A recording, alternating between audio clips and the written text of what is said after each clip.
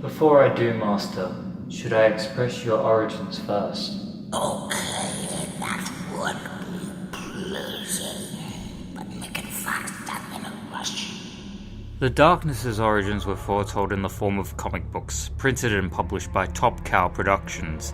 The information of its story infiltrated the minds of Mark Silvestri, Garth Ennis, and David Wohl, whom immediately made their comics in 1996 and pressed forth a saga hit that continued on for years. While there being many tales of the Darkness, the comics connected to a character named Jackie Estacado, a hitman in the Mafia who knows how to be intimidating and has a lot on his plate with death, family, and love. Oh, and not to forget the Darkness, who arrives on his 21st birthday, making Jackie all the more powerful. The comics are brilliant and mature. In myth, now do as I wanted. Confess. As you wish. The Darkness was produced in 2007, crafted by the Wizard Legion known as Starbreeze Studios, all with the help of the Dark Lords 2K. It was built for the Xbox 360 and PS3, and was a forgotten success. Years have passed since the Darkness besieged into other humans' lives. Some managed to pull it away from their inner soul, yet many let it linger longer. I personally implore you to take the control of the Darkness yourself. After some creepy logos, the Darkness's menu is presented to us. It's eerie and slimy thanks to the overflowing screen of bleak tentacles that slither and wriggle around, trying to breathe in the claustrophobic space. Switching through the menu options, the tentacles go haywire and slither away at a fast rate. We enter the new world and wake up as Jackie Estacado on his 21st birthday. He's in a car with his modern mafioso buddies, some of the most reckless drivers ever to be foreseen. They've apparently screwed the pooch on a deal, which leads to a frantic car tunnel chase that's intense and pumps the blood. It's a strong start, containing many fine little touches such as Jackie slowly putting shells into his shotgun, a crazy construction worker jumping onto the car, and finally, the crashing on the car, unveiling the Darkness.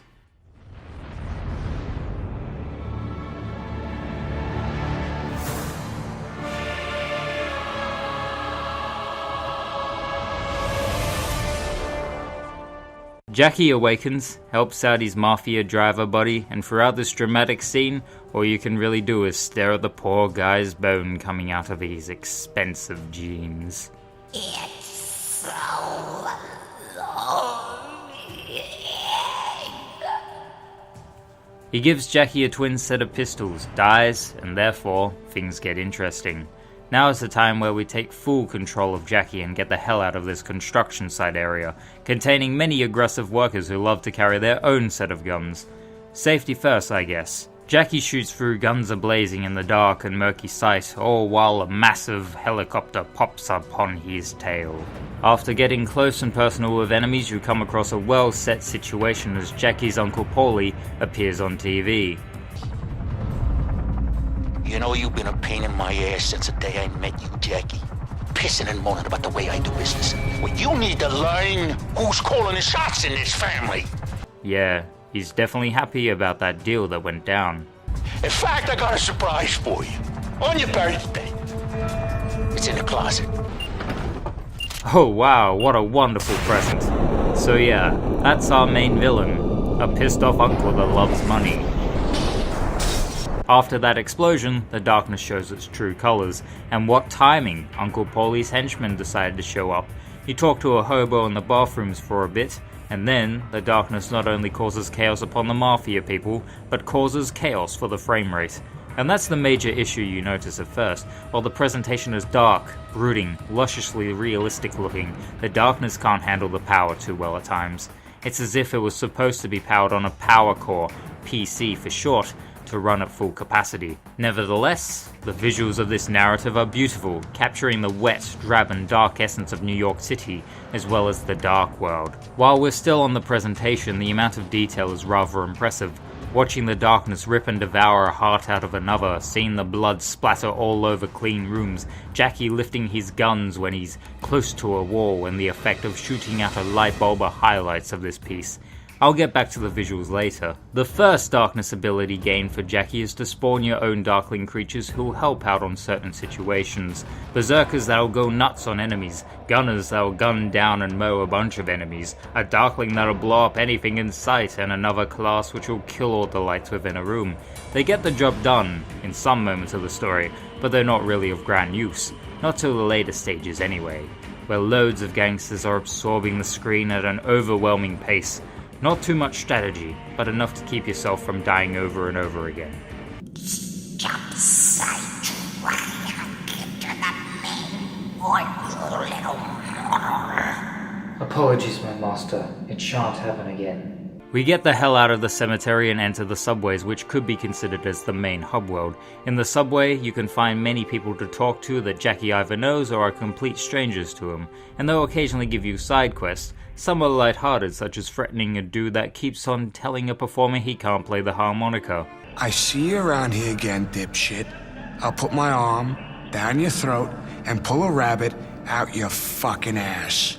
An old lady who wants you to pick up some coins off the railway station before the tram comes to knock you out, and a bunch of other creepy looking people that want your help. Yeah, they're asking the eerie leather jacket wielder for help. What I love the most is the way the world feels alive. When you walk around the subway station, there'll be NPCs that walk or stand around doing their own thing, TVs that are playing the news, payphones to call up people, street dancers that'll do their 90s hippity-hoppity dance moves, and many pathways to different places.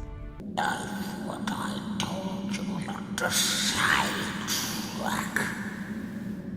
Talk about Jenny. Jenny. How can I talk about her when Jackie knows how to express his emotions on her? Ever been in love with somebody who was so beautiful and pure, you couldn't bear to show them your own darkness? That's how I feel about you.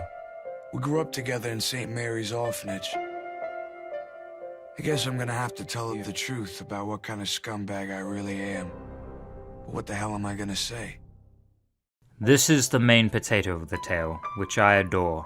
While Jackie can be a silent, aggressive, and brutally violent person, he can be a sure sweetheart when it comes to his love, Jenny. Jackie makes his way to Jenny's house with some more mob killing along the way, also nice collectible. We get to her apartment and oh my word, Jenny's theme is the absolute best. The composition expresses love, sincerity, and innocence even if the environment is dark. You know she's the best when she bakes a cake for you. What's great about Jenny is that while she can be sweet, kid-like, and kind, she shows true affection and concern and definitely sees through Jackie's lies, if you decide to lie about your real job. Also, you have dialogue options occasionally that don't really matter. After all this violence, Jackie relaxes with Jenny on the couch and you get a nice scene that's light-hearted with them both watching To Kill a Mockingbird on a small TV. And what's cool is if you're bothered, you can watch the entirety of the movie, while Jenny sleeps by your side. I love the whole sequence. It gives you a break from all the action and conserves time to build up character development and... You want the remote, don't you, mister? Hey, that's mine. Speaking of TV, when you roam around the subways or houses, there'll be an interactive TV that plays over many channels containing movies, music videos, and cartoon shorts. Sure, it's low quality, but it's rather awesome seeing the man with the golden arm and Gabby on the small screen. You kiss her in an awkward first-person perspective, but it works well enough. Moving on, Jackie calls up Butch, a local friend who takes out the trash every now and then. Jackie meets up with Butch and Joyce at his restaurant and talk about a dude named Dutch Oven Harry, a friendo of Uncle Paulie. What a name. While putting body bags in the back of a car, of course. But then, uh-oh, the cops show up and it's not because the corpse is in the shiny black bags. It's Eddie Scrotal after Jackie, coming full force with a SWAT team. And it's time to shoot a bunch of cops. Which isn't good at all. What are you talking about? It's utter blessing, bleed. Excuse me, mind your manners, master. For shame. Don't get on my evil side, inseparable monster. I'll bury you in pitch black. Alright, but please, just keep your opinion down and let me continue. Let's talk about weapons. The main weapon of choice that Jackie holds through the entire journey is his dual pistols. They all come in different styles and looks, but usually have the same impact. It's rather satisfying using the left trigger button to shoot the pistol in your left hand and vice versa. It can lead to a lot of gun blazing moments, that's for sure. And when you get rather close to bad dudes, you can execute an execution kill that is violent and brutal. For other weapons, you have a shotgun, which has an elegant pizzazz when firing real close, and good for eliminating a room of baddies, but you'll more or less stick to dual wielding. Speaking of more dual wielding, there's machine guns that act like machine guns. There's no gun in the game that feels out of place or annoying to use, and each kill is very satisfying. We barrage past all the cops, and now it's time to get Dutch Oven Harry. What's cool about this section is the multiple ways of going about it.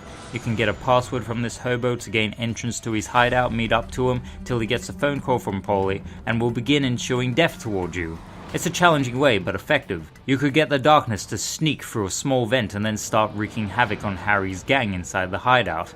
But my favourite way of disposing this sequence is getting to the door, shooting the guy at the entrance, shooting out the lights, and then, again, wreak havoc. So whatever which way you choose to go about it all, you chase him till you reach the top of the roof and he goes down for the count, not till he tells Paulie to blow up a building.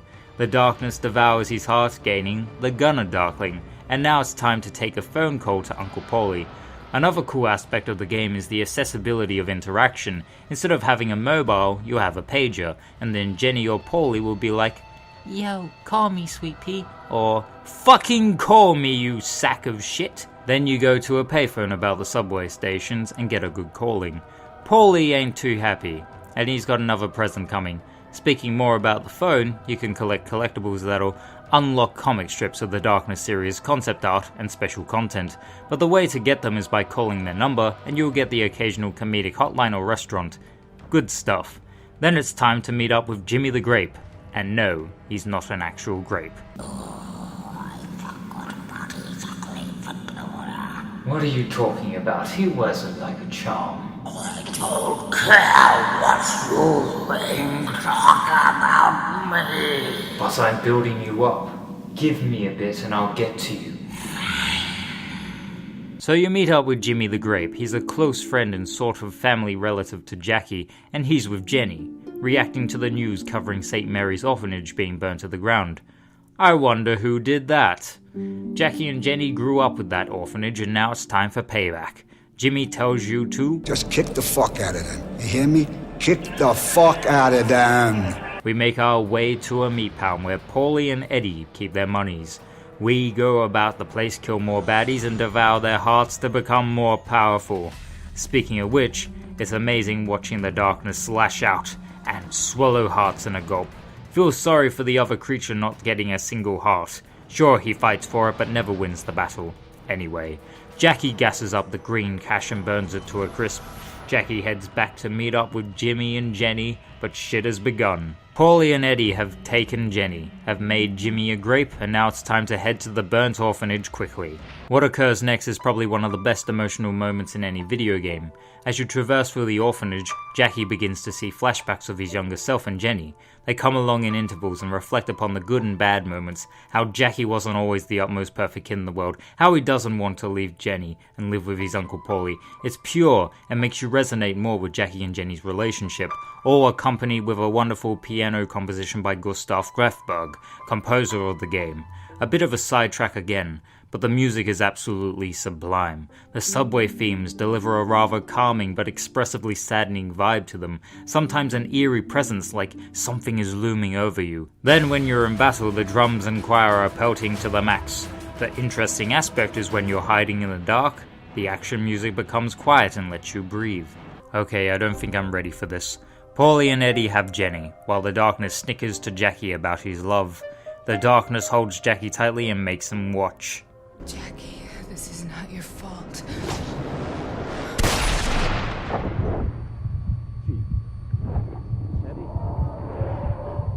Clean it, Nessa.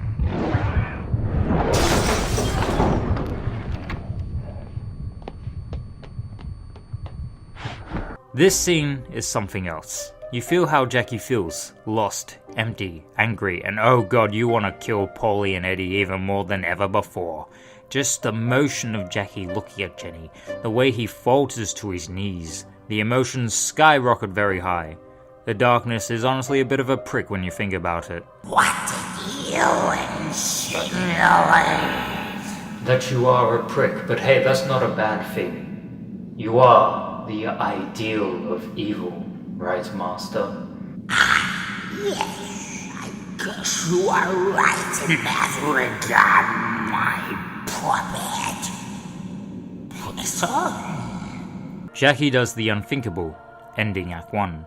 Jackie ends up in the Dark World, which I like to call World War Hell. This is the world that Jackie has to go through while the darkness patches him up back in the real world. And by Dark World, I really meant it's dark. There's moments where you can't see much of anything or where you need to go, but thanks to the darkness's vision with the orange glow, it might help a bit. Also, turning the brightness up might be a good idea. To be truthful, these sections of the story are the weakest, even though it's interesting seeing all the grisly barren warfields, trenches, messed up and stitched up soldiers, and the eerie mechanical machinery, not to forget the crazy scenery that the darkness showcases. As Jackie explores, he comes across a base where his great-great-grandfather, Tony Estacado, is. He gives insight on the darkness, what it does, and Jackie wants to know on how to get rid of it. And the way you do that is a long process that takes about 30 to 40 minutes. Lots of lovely, dark, underexposed scenery to be seen, a large train that needs to be activated, and a few darkness abilities along the way, which you gain from devouring hearts and progressing through the story. Through this sequence, you acquire the Demon Arm, which you'll occasionally use to pick up debris and objects that are stuck in your path, but it can also be used to pick up enemies and throw them about the place. Sadly, I rarely used it aside from mandatory moments where it's needed. Further through, you'll also have access to these pretty odd steampunkish darkness guns, one that shoots out rays of lightning and the other containing a massive punch to it. Again, while cool, I rarely use them considering the main weapons that are used are more effective. And finally, Jackie obtains the Black Hole ability, which of course causes a black hole to fill the area and suck all the enemies. All the powers you saw Jackie use in the cemetery during the prologue come to you over the course of the game. The black hole is the main one to be used, due to it helping Jackie get out of overwhelming situations. How dare you diminish my ultimate powers? I shall squeeze your brain and drain its miserable matter. Speaking of personal honesty, Master. Besides, wouldn't you agree that your guns are rather disappointing? No, you forget that I am the most powerful puppet. I can drill your strength. If you continue to defy me, I'll throw your corpse into the abyss below. I could say sorry 1,000 times, my master, and it wouldn't make up for what I just said. Everything, including your presence, is grand. That's not like it. Now speak more. Jackie has gotten out of World War Hell and is finally resurrected into New York City with many of his friends and family in deep shock. Jimmy the Grape is completely stunned. They express their sympathies about Jenny and what they're gonna do to stop Eddie Schroet and Uncle Paulie. Not before seeing your Aunt Sarah though. Catching the trains to her place, we're given a loading screen that showcases Jackie in a pitch black surrounding with a bit of light. Kind of like the one I'm in right now. Weird. And this is where you get many stories from Jackie. He'll mention what he thinks of a certain person, how he'll feel, and maybe mention someone that you don't meet in the game. They're the more down-to-earth and genuine loading screens I've seen.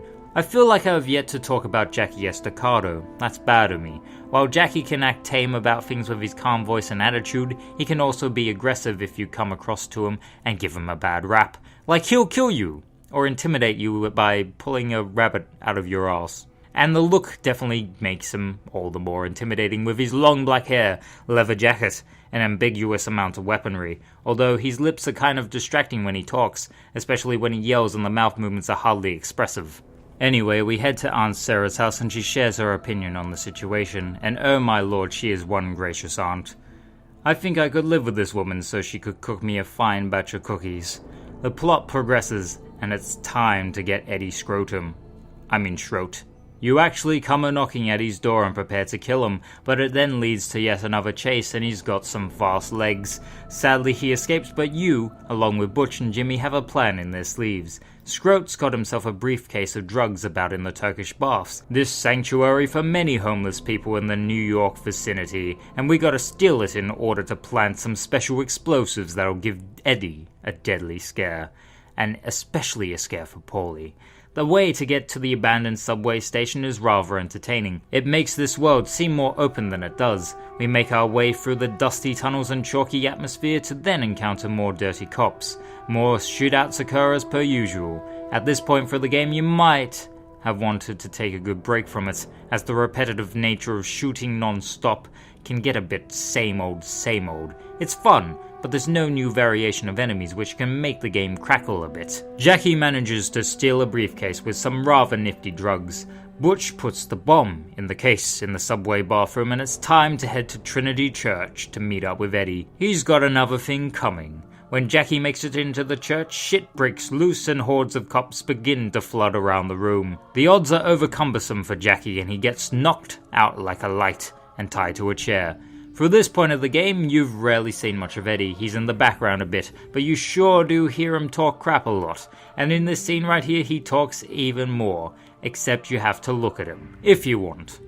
Jackie is pretty beaten up at this point, where he even has trouble speaking. Jackie twists Eddie's balls with intimidation though, all to make him get a bit closer to the case. The moment is quiet, slow, but builds up to a satisfying payoff. And that was the second time I died. Even though Jackie dies again, and heads back to World War Hell for a second time, ending Act 2. I'll admit that this is the stronger part of the overworld. Jackie is absolutely done with the darkness being inside of him and he wants to be rid of this power. Tony, Jackie's ultra-grandfather, gives him the whereabouts of where the darkness lies, and surprise surprise, it lurks in a castle. It leads to more shooting than ever before, dark territories, frightening imagery, and a much bigger challenge. This is where I died the most throughout the game, and it gives me good reason to talk about what happens when you die. Prepare for this nightmare fuel. I live your life, Jackie.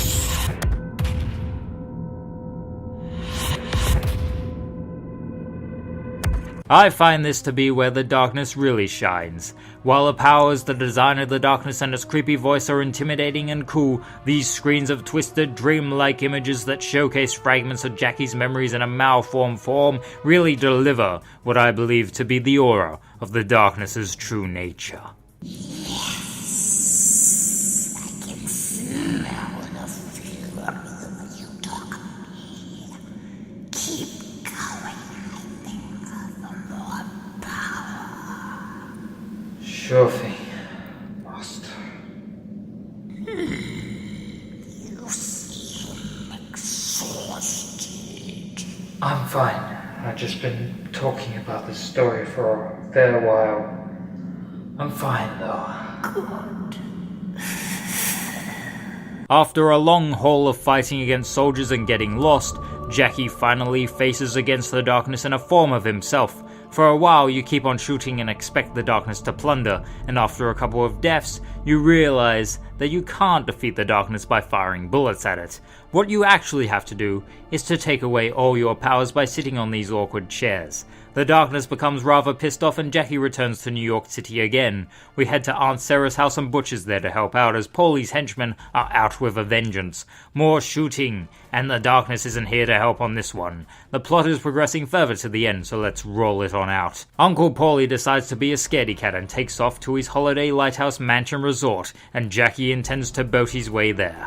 And after all this time, we finally see the sunlight baking into our retinas, but it's okay for the darkness as a solar eclipse encases around the area. This is where all the enemies decide to come out at full fronts. As it may be challenging, and lights really need to be taken out throughout the mansion, it kinda becomes less of a challenge due to the darkness deciding to take control. Parts of this sequence become a visual cutscene, and while it all looks okay, you kind of want to do it yourself. At this point, it doesn't matter as it's time to come after Uncle Polly and get what he deserves. He runs up to the top of the lighthouse, which is possibly the stupidest decision he could have made. Jackie shoots him once, and he's down for the count. But Polly swears and implores for Jackie to spare him. After all this, yeah, let's spare him, it's all fine. He only killed Jenny, burned down an orphanage, made horrible deals with drugs, and worked with a smug cop. Sure, we'll help him out. Kill him and lose your soul, you fucking piece of shit! This results in the darkness consuming Jackie for good, but leads to a little reward. There's always a little light in the darkness. Didn't I tell you so, sweets? Jenny? We get one moment, Jackie. And that's the entirety of The Darkness, concluding on a rather touching note. The darkness is a true power that can never be stopped. In this tale about Jackie Estacado, it only proves how much of a master the darkness really is. It's a tragic love revenge story wrapped in a first-person shooter with plenty of action and plenty of drama. And it is honestly unforgettable. Thanks to the darkness.